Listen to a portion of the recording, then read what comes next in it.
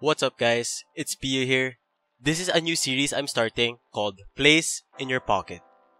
My goal here is to show you guys various plays across different maps that you can incorporate into your game.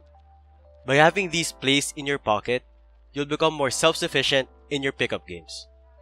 I'll also explain how, why, and when to carry them out. Just a quick disclaimer, these plays are something that you should do moderately and situationally. Don't run the same play over and over, as that is the easiest way to get countered.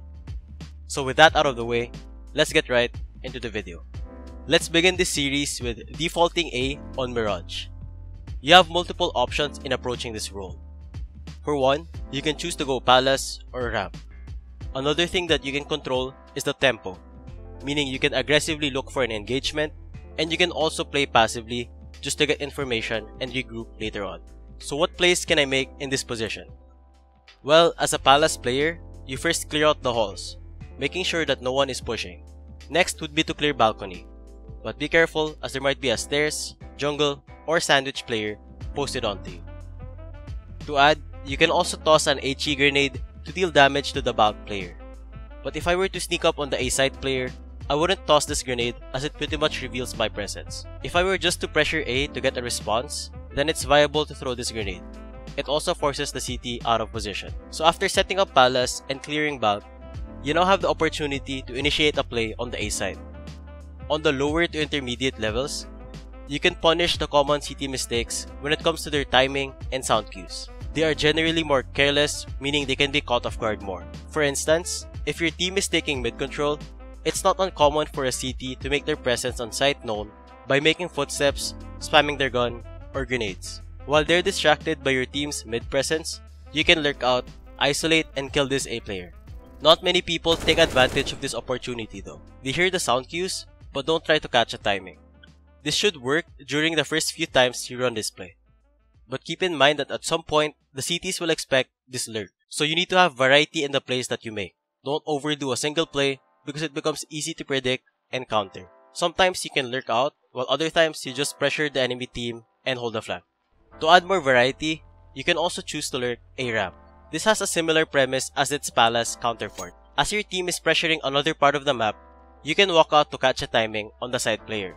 Oftentimes, ramp gets pre-mollied or smoked, so you have to play it safe for a bit. You also have to clear slope.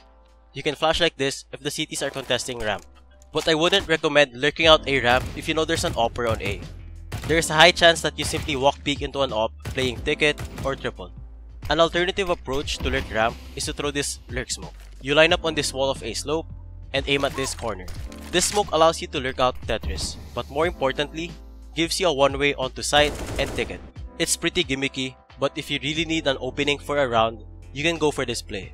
This play will work once or twice, but anything beyond that, you're getting spammed through the smoke. Let's now move on to a more aggressive approach towards A.